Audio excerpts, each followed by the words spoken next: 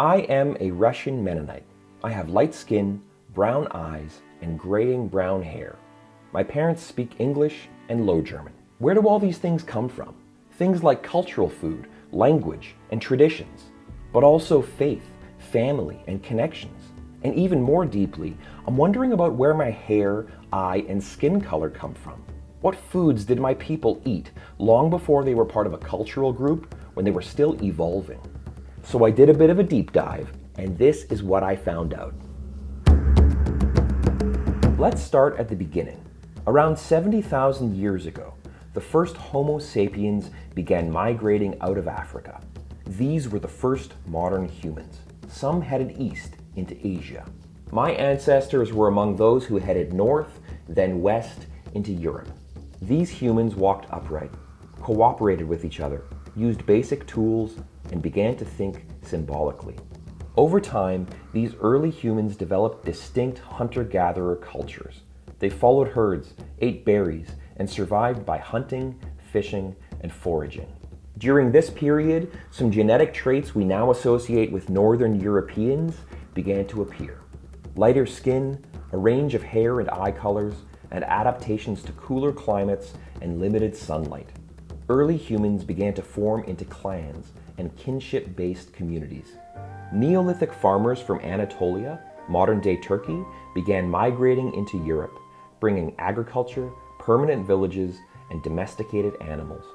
Innovations like farming, pottery, and settled life began to reshape the continent.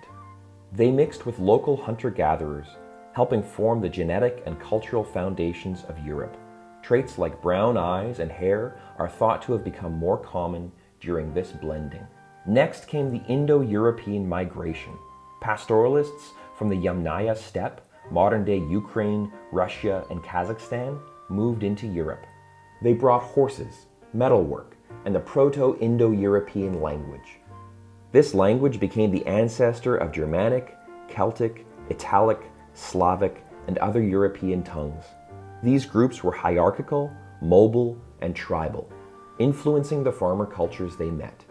From this mix of cultures emerged the Proto-Germanic peoples, the direct ancestors of my linguistic and cultural roots. They settled in southern Scandinavia and northern Germany, and their language evolved into Proto-Germanic, the ancestor of Low German, English, Dutch, and Frisian.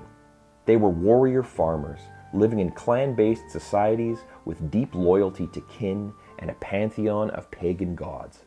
Over time, the Proto-Germanic people formed distinct tribes: the Frisians, the Saxons, and the Franks. The Frisians lived in what is now the northern Netherlands. They were independent maritime traders who resisted Roman conquest. The Saxons lived in northern Germany. They were farmers and warriors who often raided Roman provinces. The Franks lived along the Rhine River, modern Western Germany, southern Netherlands, and Belgium. They specialized in river trade, developed centralized kingdoms, and would later dominate what became France and Germany. During this period, their languages diverged, becoming Old Frisian, Old Frankish, and Old Saxon. But they continued to share kinship, law, and belief systems. As Christianity spread northward, the Germanic tribes were slowly converted. The Franks converted first, followed by the Frisians, and finally the Saxons under Charlemagne. Conversion reshaped their moral frameworks and social structures, introducing literacy, law, and feudal systems. With shared Christian faith and feudal life, Northern European tribes gradually merged into regional identities: Dutch, Flemish, and Low German peoples.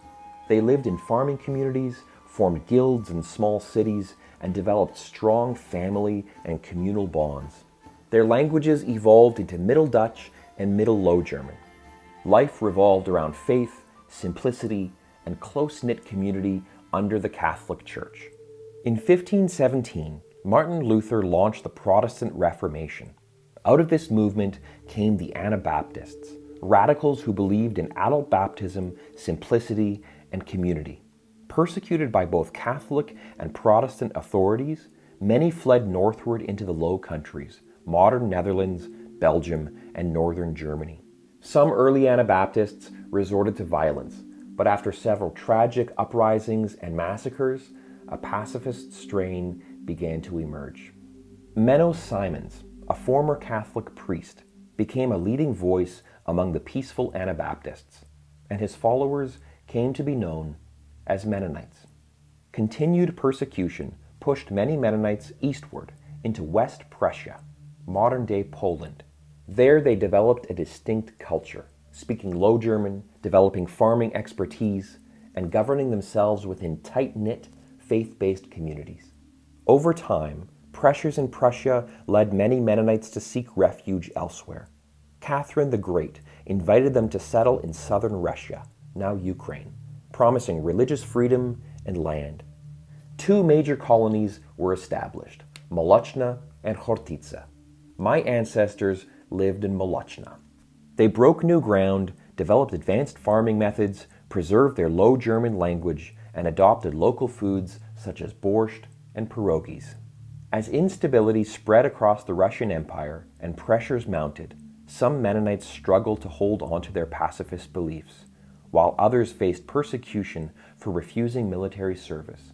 The growing unrest led many to leave Russia for Canada, beginning in the 1870s. My ancestors were among them, settling in Manitoba. They brought their language, farming knowledge, and food traditions. My family still lives in Manitoba, Northern European people who found a home on the Canadian prairies. I think it's important to look back and see the layers that make me who I am. My cultural food comes from Ukraine, my ancestral language from Northern Germany, my Anabaptist faith from Switzerland and the Netherlands, my skin, hair, and eyes from the early peoples who first settled in Europe.